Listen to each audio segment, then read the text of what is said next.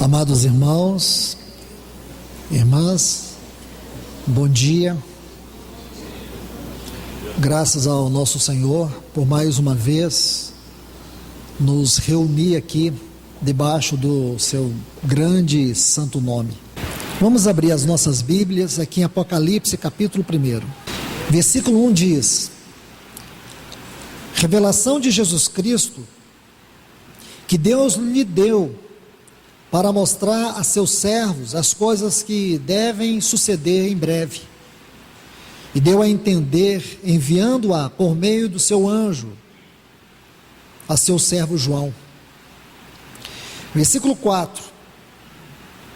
João, as 7 igrejas que estão na Ásia, graça e paz a vós outros daquele que é, que era e que há de vir, e dos 7 espíritos que estão diante do seu trono, e de Jesus Cristo, a testemunha fiel, o primogênito dos mortos, e o soberano dos reis da terra, ao que nos amou e nos libertou de nossos pecados, e com seu sangue, e fez de nós um reino, sacerdotes para seu Deus e Pai. A ele seja a glória e o domínio pelos séculos dos séculos. Ainda, versículo 13, e no meio dos 7 candeeiros, um semelhante ao Filho do Homem, vestido de uma roupa que chegava até os pés e cingido à altura do peito, com um cinto de ouro. E por último, versículo 20, o mistério das 7 estrelas que viste em minha destra e dos 7 candeeiros de ouro. As 7 estrelas são os anjos das 7 igrejas, e os 7 candeeiros que viste são as 7 igrejas. Oremos. Amado Deus e Pai do nosso bendito Senhor Jesus, te entregamos esse tempo debaixo das tuas santas mãos. Pedimos ao Senhor que tenha misericórdia de nós mais uma vez. Venha até nós na tua palavra, Senhor. Fala aos nossos ouvidos. Queremos escutar a tua voz, atendê-la e segui-la. Vem nos ajudar. Vem nos conduzir. Porque para nós a tua voz é como uma vara que disciplina, é como um cajado que conduz, é como uma espada que penetra, que corta. Por isso, Senhor, nós nos colocamos diante da tua voz e tenha liberdade de nos falar mais uma vez. Em nome de Jesus. Em nome de Jesus. Amém. Meus irmãos e irmãs, o encargo que o Senhor tem trazido ao meu coração nesses dias é sobre aquele tema que começamos a estudar no domingo passado pela manhã, em 1 Coríntios, o capítulo 1 e o versículo 9. Fiel é Deus, no qual fostes chamados à comunhão do seu Filho. Então nós fomos chamados à comunhão do Filho de Deus. E que comunhão é essa, irmãos? Como é esta comunhão? Já tivemos uma palavra sobre isso. Na quinta-feira vimos um pouco mais sobre esta comunhão em João 17. Todas as dimensões dessa comunhão. Nossas palavras humanas, elas não conseguem esgotar toda a grandeza daquilo que é esta palavra, comunhão. Aqui, neste capítulo 1 de Apocalipse, nós temos o que podemos dizer, nesses 3 capítulos, as últimas palavras do Senhor para a sua igreja. O que nós vamos ler aqui nesses 3 primeiros capítulos? As últimas palavras do Senhor à sua igreja. Amados, prestemos atenção nos detalhes aqui. Veja que este livro é um livro de revelação, é o livro que revela a mente e o propósito de Deus. Então vamos ver alguns pontos preliminares aqui. Por favor, quando ele diz revelação de Jesus Cristo, este livro é a extraordinária revelação de Jesus Cristo. E o que nós vamos ver aqui? Capítulo 1, a revelação de Cristo. Capítulo 2 e também o capítulo 3, a igreja. Então este livro começa com Cristo e a igreja. E por que este livro começa assim, irmãos? Não é porque um homem teve a inspiração de colocar desta forma. É porque na mente e no propósito de Deus, o aspecto mais elevado, a consumação de todas as coisas, está aqui, Cristo e a igreja. Cristo e a igreja é o ponto mais elevado do supremo e eterno propósito de Deus. Cristo e a igreja. Sem a revelação de Cristo, nós nunca teremos a igreja. Sem conhecer Cristo, nós não sabemos o que é a igreja. A maior carência que as pessoas têm hoje é de conhecer quem é Cristo. Quem é Cristo? Porque esta revelação de Cristo é que traz a verdadeira identidade da igreja. Hoje nós vemos inúmeras denominações e podemos não ver a igreja. Porque não adianta você ter uma denominação numa localidade se ali ela não tem identidade. E a identidade da igreja, ela só existe na proporção da revelação de Cristo naquele lugar. É a revelação de Cristo que produz a identidade da igreja. Não é o nome, não é a pregação, não são os cânticos, não tem nada a ver com o lugar. Você pode estruturar um lugar excepcional, colocar ali os melhores oradores, ter uma banda impressionante, nada disso produz igreja. O que pode e é possível ter a expressão da igreja numa determinada localidade é se a revelação de Cristo está nela, porque é a revelação de Cristo que produz a identidade da igreja. A igreja nasce e cresce na face da Trindade. Então nós temos muitos movimentos, muitas denominações, muita coisa aí dizendo ser igreja, mas quando você coloca esse crivo, essas coisas desaparecem. E nós não podemos ser levianos em tratar as coisas sagradas e espirituais. Aqui nós temos um capítulo muito importante. Veja como João apresenta o prólogo deste livro. É os versículos 1 a 3. Ele nos traz uma revelação de Jesus Cristo. Porque a revelação de Jesus Cristo é suprema para a igreja. Observe isso, revelação de Jesus Cristo. Então Apocalipse é uma profunda revelação de Jesus Cristo. Aqui nós temos as profecias acerca dos acontecimentos finais, isto é fato. Mas essas profecias acerca dos acontecimentos finais aponta para a glória dessa pessoa, aponta para a obra dessa pessoa. Sem a glória dessa pessoa, sem a glória da sua obra, este mundo estaria numa terrível convulsão. E por mais que nós possamos achar que esse mundo está de fato numa grande convulsão, mas tudo isso está debaixo das mãos de Deus. Podemos achar que o mundo está fora de controle para nós, mas para Deus ele está cumprindo o seu papel, porque ele criou este mundo e ele sustenta este mundo somente com a palavra do seu poder. Podemos ver crises em todas as esferas, em todos os lugares. Porém, irmãos, sabemos que tudo está debaixo das mãos soberanas deste Criador eterno. Então João vai nos falar, vai nos revelar, porque todas as revelações da Bíblia concernente a esta pessoa encontra aqui a sua maior amplificação. Quando você estuda esta frase, revelações de Jesus Cristo, aqui em Apocalipse, ela abre este livro.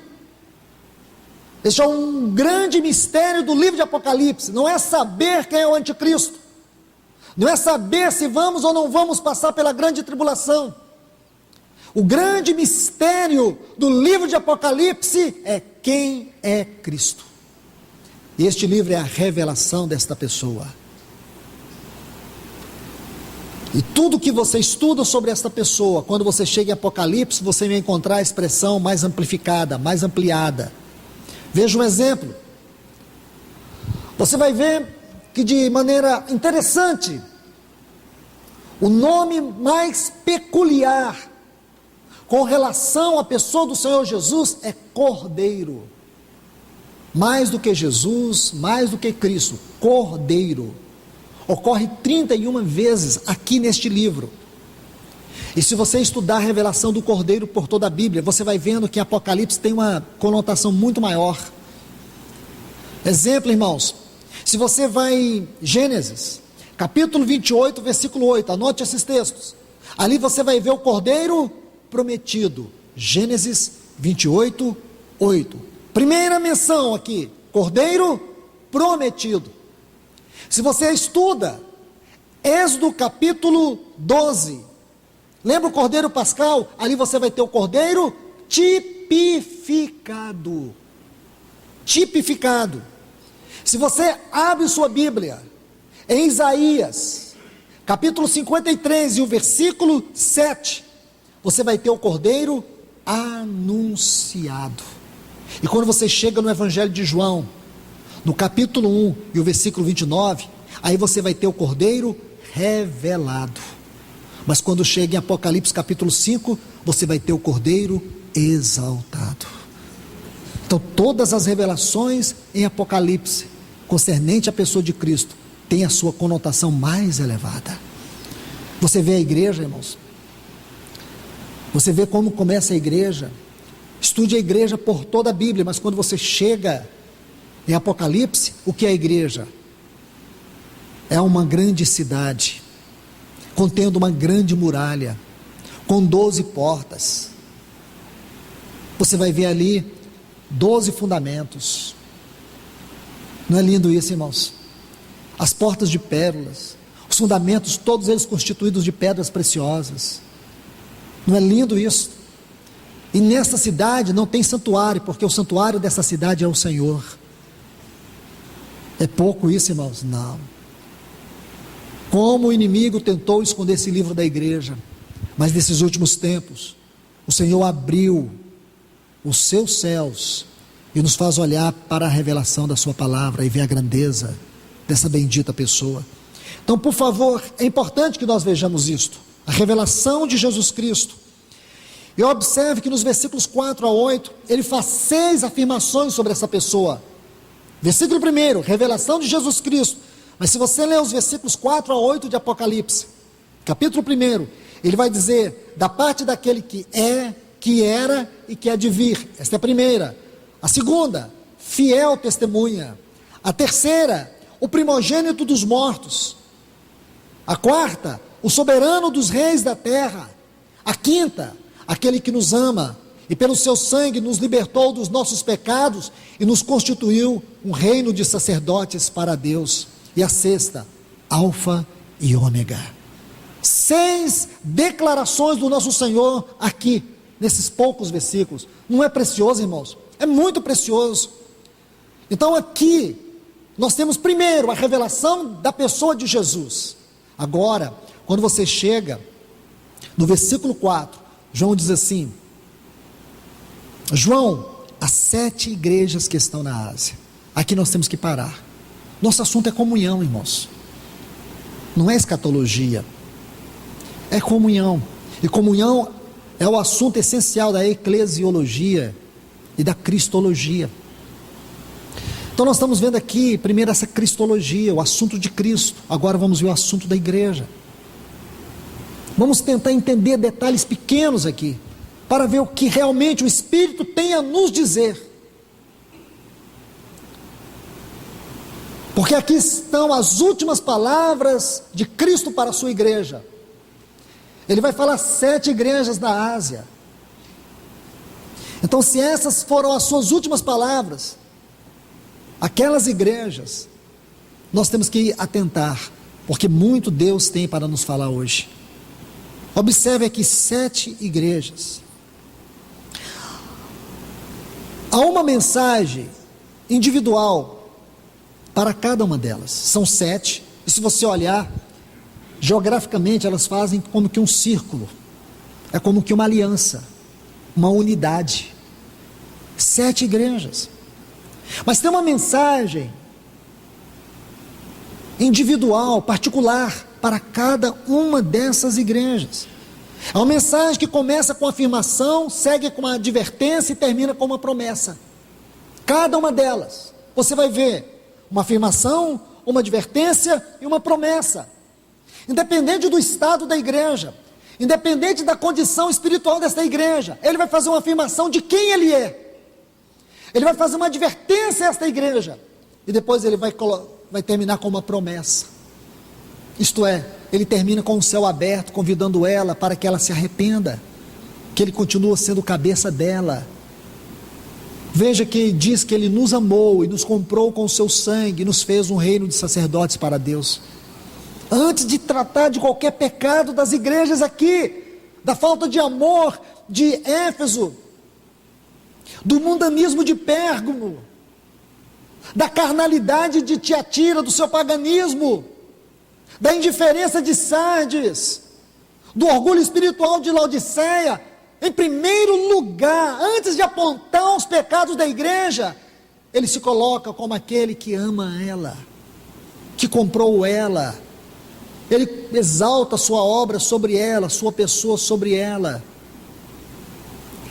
Então primeiro temos que ver quem é este homem, quem é esse varão, que João vê aqui. João vê este varão, ouve sua voz. Meus irmãos e irmãs, vamos observar alguns detalhes aqui.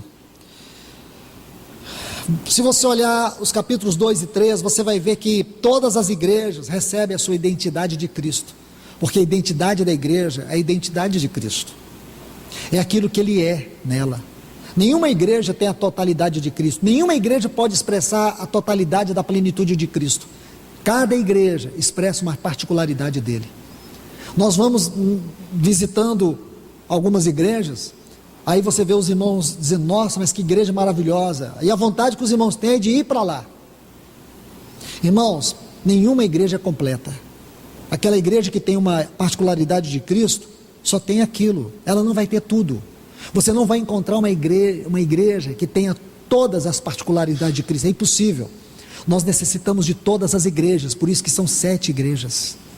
7 igrejas aqui para representar todas, porque cada uma delas tem uma particularidade da identidade de Cristo. É lindo isso, irmãos. Observe, as riquezas de Cristo só podem ser experimentadas em mais profundidades na comunhão. Então, primeiro aqui, nós temos uma visão mais ampla, 7 igrejas. O que significa que elas estão geograficamente em um círculo. Isso fala de unidade, de aliança, de união. E por que 7? Porque aqui o Senhor está nos dizendo que uma igreja só não expressa a totalidade do seu ser. É necessário que haja as igrejas. Agora, de maneira particular, numa localidade, um cristão sozinho é incapaz de expressar a totalidade de Cristo, por mais que ele anele ser espiritual, por mais que ele busque uma espiritualidade elevada, ele vai se cansar, porque nós necessitamos uns dos outros, porque as glórias desta bendita pessoa se manifestam na comunhão.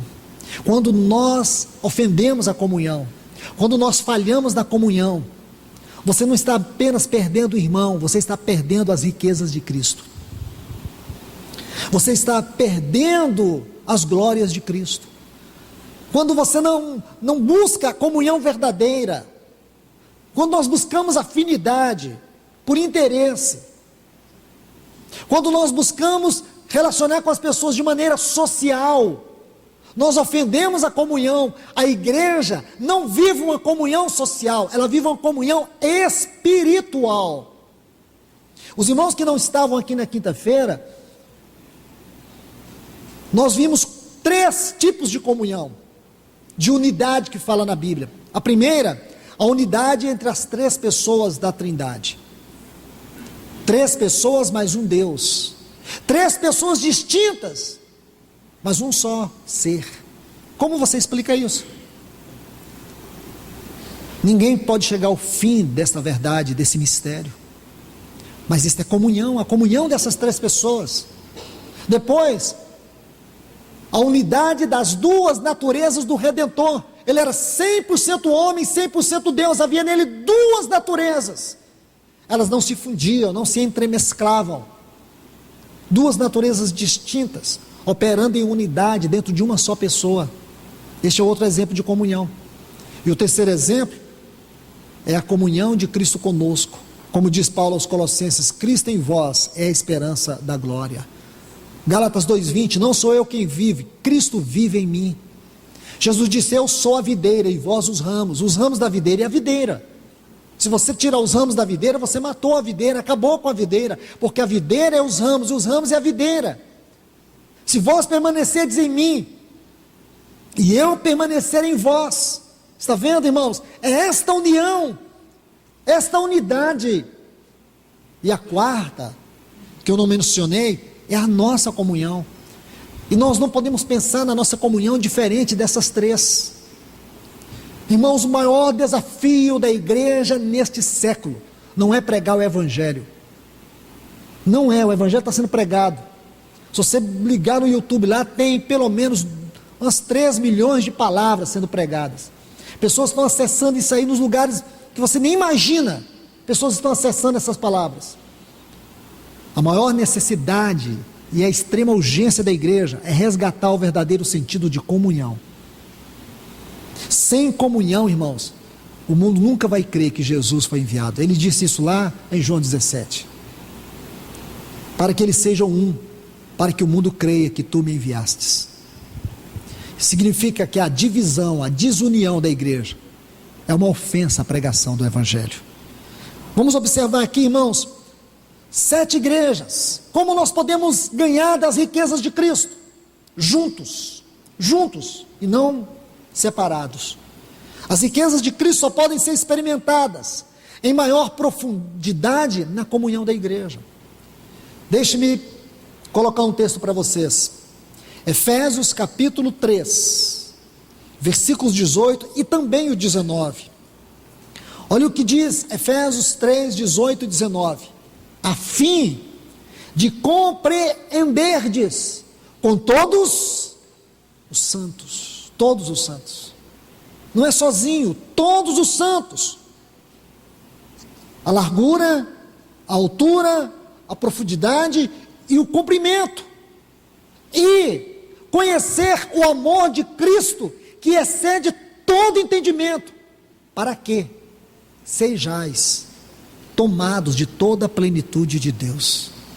Irmãos, observe esses 2 textos. Veja que primeiro Paulo coloca 4 dimensões aqui, mas nós não sabemos o que são essas dimensões. Algumas vezes as pessoas interpretam essas dimensões como as 4 dimensões do amor de Deus. Nós podemos fazer isso de forma temática, mas não de forma doutrinária, porque aqui não diz isso o texto. Olha o versículo 19, e, tem um izinho aqui, então é outra coisa, e conhecer o amor de Cristo. Está vendo? Primeiro ele diz assim, a fim de poderdes compreender com todos os santos, largura, depois, e o comprimento, altura e profundidade. Aí, versículo 19, e conhecer. Então tem mais um outro item, além desses 4. Agora, o que são esses 4? Irmãos, honestamente, eu não tenho como dizer isso para vocês. O que eu posso ajudá-los é ver algumas coisas de maneira mais doutrinária neste capítulo. Este capítulo 3 da Epístola aos Efésios, ele encerra o aspecto doutrinário dessa carta. Essa carta tem 6 capítulos, capítulos 1 a 3, doutrina, capítulos 4 a 6, prática. Esta carta é a revelação mais profunda da doutrina e da prática cristã. 6 capítulos, irmãos. Se você for pela história da igreja, e você for juntar tudo que foi escrito em termos de doutrina, em termos de prática, vocês vão precisar de pelo menos 10 salões como esse. Mas se você conseguir juntar 10 salões como este, enchendo-os com todos os escritos sobre a doutrina e sobre a prática da igreja, você não vai chegar nem perto de entender a profundidade da revelação destes 6 capítulos.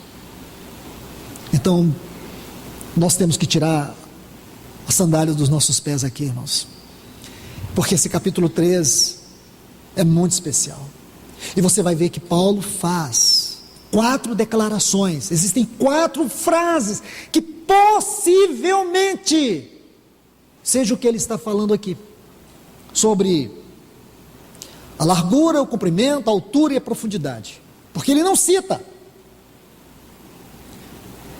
Vou dar um exemplo para vocês, por favor, veja aí Efésios 3:4, tem uma frase, está vendo aí? Efésios 3:4, tem uma frase aí, o mistério de Cristo. Está vendo essa frase? Anota ela aí, eu sublinho essa frase. Efésios 3:4. Agora veja o versículo 8, desse mesmo capítulo 3. Tem uma outra frase, muito importante. Insondáveis riquezas de Cristo. Estão vendo? Versículo 10. Uma outra frase. Multiforme sabedoria de Deus. E o versículo 11. O eterno propósito que Deus estabeleceu em Cristo. Essas 3 frases, para mim, têm a ver com essas 4 dimensões. Não é hora de fazer isso, irmão. Nós precisaríamos pelo menos ficar aqui até o final do dia, para a gente tentar estudar cada uma delas. Não é porque eu tenho muito o que falar, é porque essas frases têm muito o que nos dizer. É elas mesmas que vão nos dizer. Como é que você vai entender esse mistério de Cristo? O que é esse mistério de Cristo? Nós vamos saber, porque essa epístola, de maneira majestosa, ela foi toda escrita para nos falar desse mistério de Cristo. E quando você chega nas insondáveis riquezas de Cristo, aquilo que não se pode sondar, aquilo que você nunca vai poder chegar no final, aquilo que você não vai tocar por completo, por mais que você toque, com portas se abrem. Por mais que você diga, cheguei, você vai perceber que não começou nem a chegar. Existe muito para se ver de Cristo. Toda a eternidade será um conhecimento dele, e esse conhecimento nunca chegará ao fim. Então Paulo está falando disso, das insondáveis riquezas de Cristo. Isso não é para nos desanimar, isso é para nos encorajar, porque quanto mais você tem de Cristo, você vai querer mais de Cristo. Multiforme sabedoria de Deus. Essa palavra multiforme fala de múltiplas maneiras. Múltiplas maneiras. A sabedoria de Deus, irmãos, ela se manifesta em muitas faces, em muitas coisas, em muitas esferas, em muitas dimensões. Como entender a sabedoria de Deus? Este livro, por excelência, fala disso. Quando Paulo diz assim no versículo 7 do capítulo 2, para mostrar nos séculos vindouros a suprema riqueza da sua graça para conosco. Irmãos, nós precisamos entrar dentro desse versículo, tentar entender todos os seus detalhes para compreender o que esse apóstolo está dizendo. Ele diz que Deus, nos séculos vindouros, Ele vai demonstrar a suprema riqueza da sua graça para conosco. Por que suprema? Porque esta epístola, de forma restrita, ela trata muitos termos bíblicos na forma de superlativo, suprema riqueza. Quando ele vai falar do poder da ressurreição, do poder que Deus ressuscitou Jesus, ele usa 6 palavras. E qual a suprema grandeza do seu poder para conosco, se cremos segundo a eficácia da força do seu poder. Imagina, no capítulo 1, versículo 19, ele vai usar 6 palavras só para falar de poder. É uma carta de superlativos, de grandezas, que nossa mente não consegue tocar. Então aqui agora ele vai falar da multiforme, das múltiplas maneiras, da sabedoria de Deus.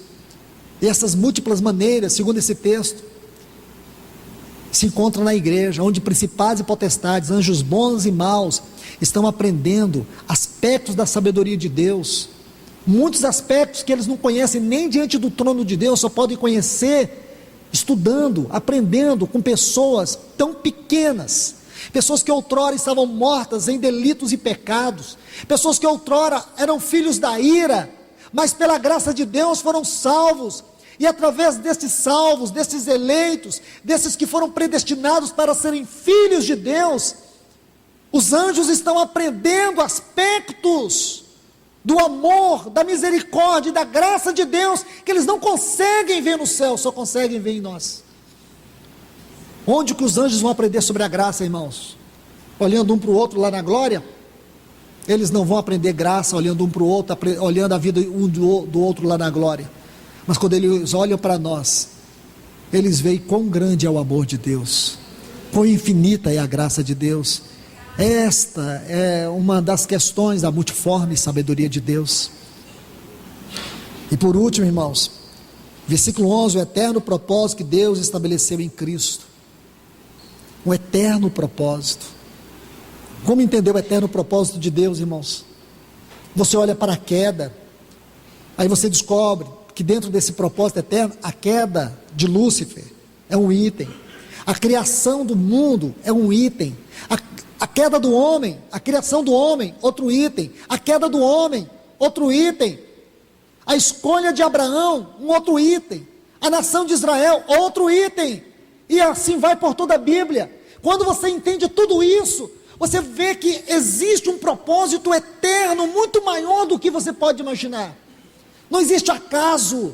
O pecado não pegou Deus de surpresa, ele já estava no propósito eterno de Deus. Compreende, irmãos? O inferno faz parte do propósito eterno de Deus. Agora, quem de nós aqui é capaz de apontar o dedo para Deus e questioná-lo sobre isso? Não, irmãos.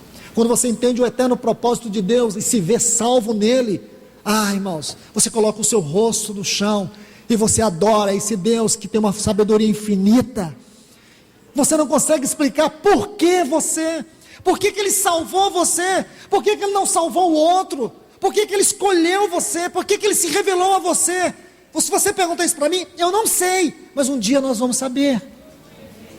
Eu só sei de uma coisa, é pela graça.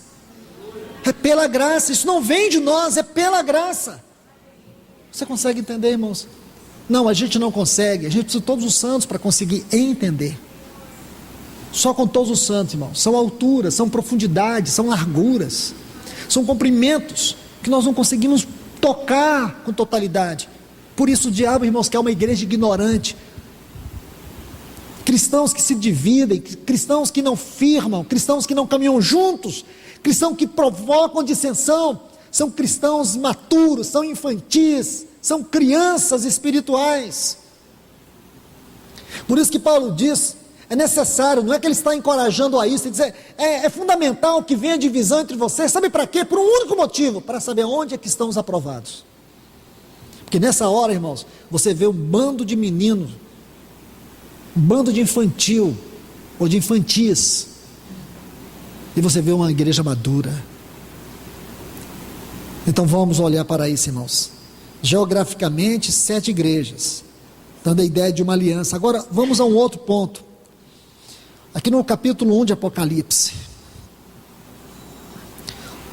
os versículos 12 e 13 diz assim: voltei-me para ver de quem era a voz que falava comigo. Agora a gente vai estudar sobre essa voz. Virando-me, vi 7 candeeiros de ouro, e no meio dos 7 candeeiros, um semelhante ao Filho do Homem, vestido de uma roupa que chegava até os pés, cingido à altura do peito, com um cinto de ouro. Que lindo isso, irmãos. Então ele viu 7 candeeiros.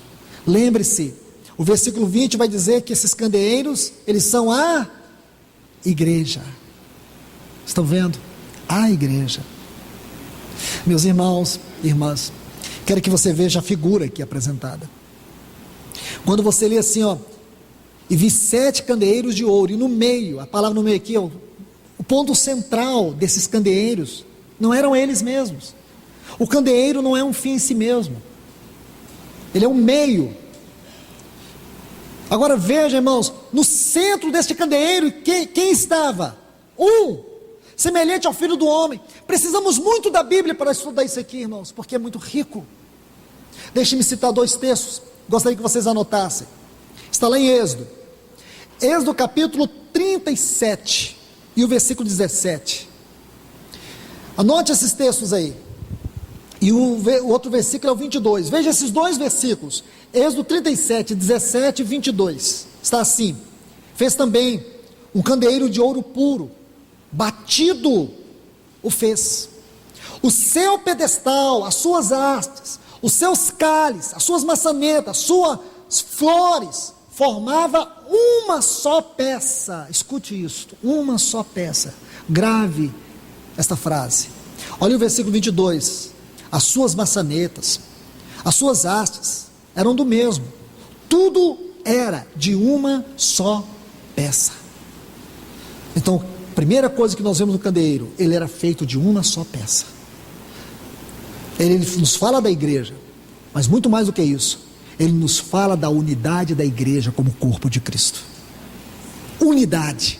Agora vamos trazer isso para dentro dessa passagem de Apocalipse. Ele vê 7 candeeiros, e no meio desses 7 candeeiros, ele vê quem? O Cristo exaltado, o Filho de Deus. O que isso quer nos dizer? Que a centralidade de Cristo só se manifesta e só se expressa na unidade da igreja. Nós nunca vamos ter Cristo se nós não amarmos comunhão. Podemos cantar Cristo, podemos falar de Cristo, podemos ter ensino sobre Cristo, podemos cantar os mais lindos louvores sobre Cristo, mas sabe o que nós vamos ter aqui? Simplesmente uma reunião religiosa. Simplesmente, irmãos, uma religião vazia. Você pode dizer, mas eu sinto tanto, eu choro quando eu canto. Isso é alma, isso é almático. Isso não tem nada a ver com o espiritual. Não confunda emoções almáticas com realidade espiritual. Para que nós tenhamos a certeza de Cristo. Cristo, Ele se manifesta e se expressa na comunhão do seu povo. Onde há um espírito dividido, onde há corações divididos, Cristo não está, porque Cristo é comunhão. Cristo é comunhão. Olha esse texto, no meio dos 7 candeeiros, o que foi que ele viu? Ele viu ao Cristo, semelhante ao Filho do Homem. Você está vendo aqui no meio. Então a centralidade de Cristo se encontra na comunhão da sua igreja. É impossível, irmãos, deixa eu fazer essa afirmação para vocês, é impossível ter a igreja sem Cristo. Vou repetir, é impossível ter a igreja sem Cristo. Você pode ir lá no cartório, você pode ir nas repartições públicas, fundar o que você quiser, põe o nome que você quiser. Pode colocar a cruz de Cristo, o choro de Cristo, os cabelos de Cristo, as roupas de Cristo, pode colocar o que você quiser, mas você não vai ter Cristo. Porque só uma coisa o atrai, a nossa comunhão. Nosso louvor o atrai? Não o atrai, porque nosso louvor tem que ser reação. O que adianta louvor onde não tem unidade, onde não tem comunhão, onde não tem amor? Onde não tem amor. Irmãos, a clareza disso é estonteante. A primeira carta aqui é a igreja de Éfeso. A igreja de Éfeso. E o que o Senhor vai dizer para essa igreja? Ele vai dizer assim para ela: eu conheço todas as tuas obras, todo o teu labor, a tua perseverança. Tu não suporta nem os homens maus, batalhastes em prol do meu nome, e se cansastes, mas tenho, porém, contra ti, deixaste o teu primeiro amor. Irmãos, ele disse isso lá atrás: novo mandamento vos dou, que ameis uns aos outros como eu vos amei. Compreende? Então ele está dizendo isso: vocês deixaram de amar, vocês estão fazendo obras, vocês estão ocupando o essencial com aquilo que deveria ser simplesmente o resultado. Nosso trabalho tem que ser resultado do nosso amor, nosso serviço tem que ser resultado do nosso amor. Aí o que ele diz para essa igreja? Vou tirar o candeeiro. E por que o Senhor vai tirar o candeeiro? Porque ele perdeu sua finalidade. Então o que ele está dizendo aqui? Ele está dizendo que é possível ser uma igreja e não ser um candeeiro. Mas qual é o ponto que nós temos que agarrar aqui? Que a única forma de nós existirmos de forma aceitável diante de Deus é se nós formos um candeeiro. O que o Senhor quer de nós é um candeeiro, irmãos. Não é instituição, um candeeiro que foque nele, que ele esteja no centro aqui. É isso que ele quer, irmãos. Mas sem comunhão, sem o amor, sem o amor. A comunhão podemos pensar de forma subjetiva, objetiva, e o amor é o aspecto subjetivo. Observe, é impossível ter a igreja sem Cristo, porque Cristo e a igreja é a esfera mais alta da consumação do propósito eterno de Deus. Como é que termina Apocalipse? Com Cristo e a igreja. Termina o Espírito movendo a noiva para dizendo assim: vem, vem. Irmãos, será que nós temos dado esse grito: vem, Senhor? Eu creio que ele só vai vir, irmãos, quando ele ouvir esse grito, não é dos nossos lábios, é dos nossos atos. Não adianta dizer Maranata, se eu olho para o meu irmão do lado, não sei nem o nome dele. Não adianta eu dizer Maranata se eu tenho um coração dividido. Maranata não pode se tornar um chavão de retórica. Maranata tem que se tornar a nossa vida. Maranata é o grito daqueles que amam o Senhor. E só existe uma forma de você dizer que ama o Senhor: amar o seu irmão. Amar o seu irmão. Se você não é capaz de amar o seu irmão que tem tantos defeitos, amar a sua irmã que tem tantos defeitos, tantos pecados, tantas falhas, temperamento difícil de suportar, se você não consegue amar essa pessoa, então você está muito longe do verdadeiro Maranata. Porque Maranata é a expressão daqueles que amam o Senhor. Deixe-me encerrar com mais um ponto aqui. Se você estudar os capítulos 2 e 3 aqui de Apocalipse, você vai ver 7 vezes uma frase que diz assim: quem tem ouvidos, ouça o que o Espírito diz às igrejas. Então, como sabemos, essas são as últimas palavras do Senhor à sua igreja. Eu creio que toda pessoa gostaria de saber o que alguém muito importante falou antes de morrer. Se uma pessoa muito importante morrer, eu creio que a grande pergunta vai ser: o que ele falou? Quais foram suas últimas palavras? Então aqui nós temos as últimas palavras do nosso Senhor. E interessante que 7 vezes nós vamos ler: quem tem ouvidos ouça o que o Espírito diz às igrejas. Ele insistiu nisso 7 vezes. 7 vezes. Por que 7 vezes, irmãos? Então acho que eu já respondi. Porque são as últimas palavras do nosso Senhor. Porque Ele é insistente, Ele quer que nós ouçamos. A palavra de Cristo, irmãos, é a palavra que forma a igreja. E o ser de Cristo é o que sustenta ela. Então a igreja, ela é formada pelo falar de Cristo e é sustentada pelo ser de Cristo. Não tem nada que possa nos formar, não tem nada que possa nos transformar, e não tem nada que possa nos sustentar que não seja as palavras de Cristo e o próprio Cristo. Não é indo em conferência, não é lendo livro, tudo isso, irmãos, é bom, mas você nunca vai ser formado nunca vai ser transformado e nunca vai ser sustentado se você não conhecer mais essa pessoa, se você não buscar conhecer mais dessa pessoa. Agora vamos avançar. Ele diz assim: quem tem ouvidos, ouça. Irmãos, escute, ouvir a palavra de Deus não é uma função acústica, é um ato espiritual.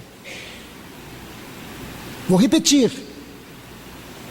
Ouvir a palavra de Deus não é simplesmente uma função acústica dos nossos ouvidos. Ouvir a palavra de Deus é um ato espiritual.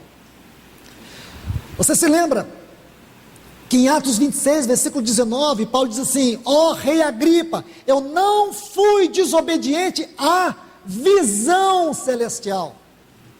Então todos que conhecem essa declaração de Paulo, inevitavelmente vão estudar isso no capítulo 9 de Atos, porque foi aqui que ele teve a visão do Senhor, e ele está falando dessa visão. Mas se você estudar aqui no capítulo 9 sobre esta visão, a ênfase de Paulo não está no que ele viu, está no que ele ouviu. Você quer ver comigo? Abra sua Bíblia em Atos dos Apóstolos, capítulo 9, versículo 3 diz: indo no caminho, aconteceu que, ao chegar perto de Damasco, subitamente cercou um resplendor de luz do céu, e caindo em terra, ouviu uma voz. Estão vendo, irmãos? Veja primeiro, ouviu uma voz que dizia: Saulo, Saulo, por que me persegues? E ele disse: quem és tu, Senhor? Respondeu o Senhor: eu sou Jesus a quem tu persegues.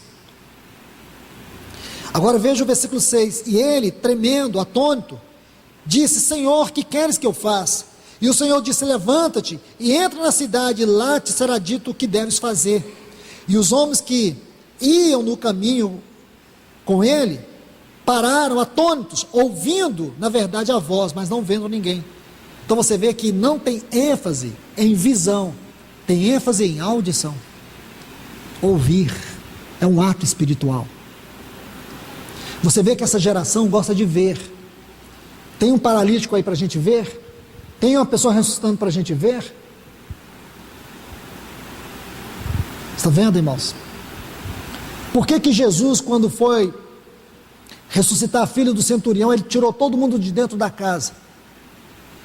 Não seria melhor ele colocar lá fora, ressuscitar a vista de todo mundo, e assim nós teríamos talvez 1 milhão de pessoas convertidas?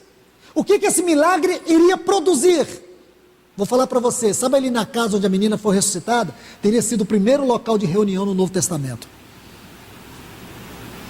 Teria sido o primeiro, e ali teria começado a primeira religião, dessas que nós conhecemos aí, que se torna um instrumento de consumo, onde Deus não é o centro, onde Cristo não é o foco, onde o milagre toma o lugar da pessoa do Senhor Jesus, onde a busca pela satisfação é mais importante do que a minha transformação. Essa religião do prazer, essa religião da satisfação do homem, teria surgido ali, mas o Senhor pôs todo mundo para fora e ressuscitou a menina num quartinho só com alguns discípulos. Sabe por quê? Milagre não é para quem quer ver, milagre é para quem crê. E você quer crer, tem que aprender a ouvir. Ato espiritual. Entende? Aqui está um exemplo. A palavra pessoal, que é Cristo, ocupa a posição central na vida da igreja. Então veja lá, a palavra pessoal. Irmãos, vocês estão ouvindo não é apenas som.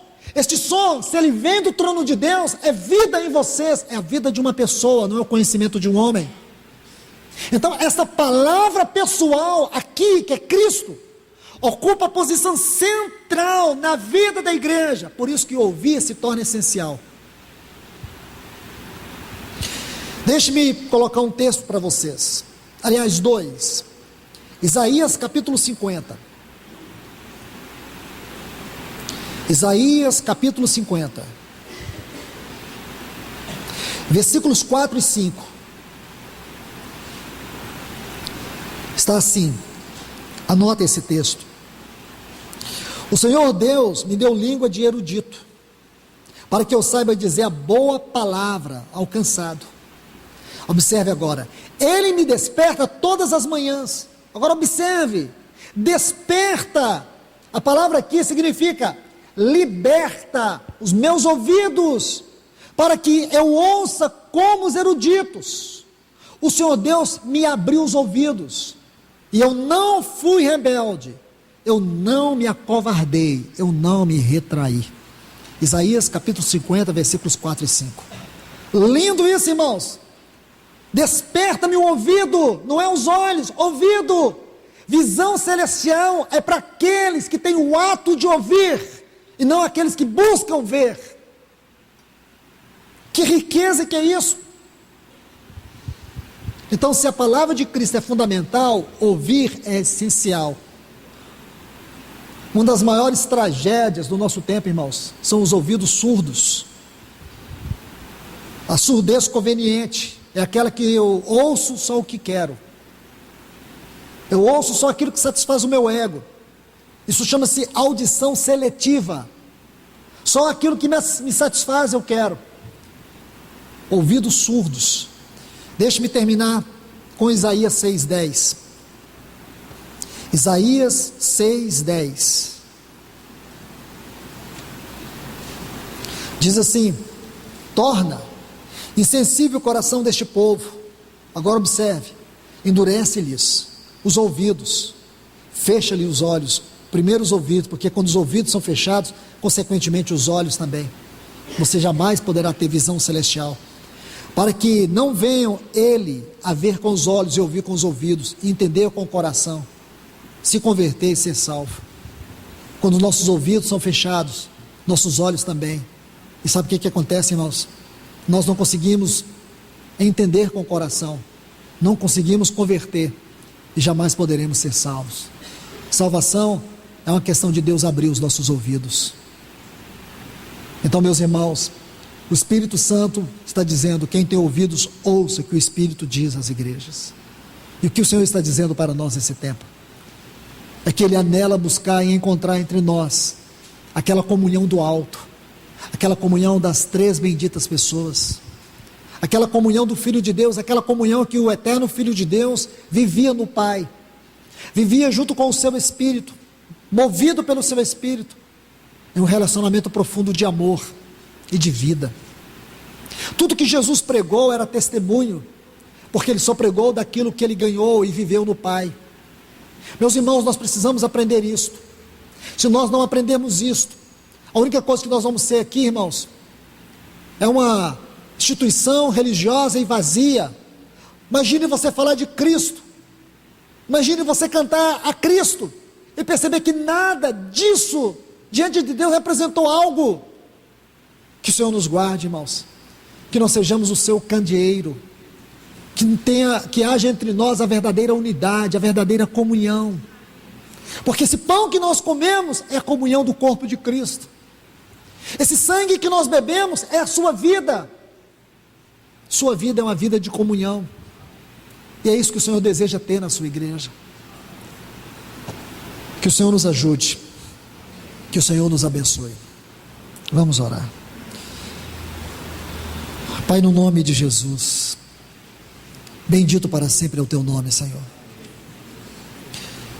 Senhor, venha falar a nós, fale a nós a tua palavra nessa manhã, que nós possamos ouvir a tua voz e acolher dentro do nosso coração. Transforma-nos, ajuda-nos, vivifica-nos nesta manhã. Ó Senhor, que essa verdadeira comunhão do teu Espírito seja o anelo do nosso coração, que este verdadeiro amor seja a nossa busca incessante, amar os irmãos, amar de verdade, não amar de boca, amar de verdade. Ajuda-nos, Senhor, nós te rogamos nesta manhã, ajuda-nos, para que possamos ter a tua centralidade entre nós aqui, ó Cristo amado, para que a tua pessoa possa estar entre nós, passeando, tendo toda a glória, tendo todo o louvor. Ajuda-nos, Nós não queremos caminhar como meninos, nós queremos compreender com todos os santos essas dimensões de glórias que há do teu propósito eterno, que há deste mistério de Cristo, das insondáveis riquezas de Cristo e da multiforme sabedoria de Deus. Queremos estar enriquecidos de Ti e por Ti. Ajuda-nos, Senhor, ajuda esta igreja, ajuda o Teu povo neste lugar. Queremos ouvir, Senhor, dá-nos ouvidos de erudito, Senhor. Nós não queremos retroceder, nós não queremos retrair, nós não queremos desobedecer, nós queremos ser guiados pela Tua voz. Vem, ó bom pastor, guia as Tuas ovelhas nesta manhã, guia o Teu povo na Tua palavra. O Senhor mesmo disse que as Tuas ovelhas ouvirem a Tua voz, e que nesta manhã nós possamos ouvir Tua voz, Senhor. Fala-nos mais, em nome do Teu Filho Jesus, amém, Pai.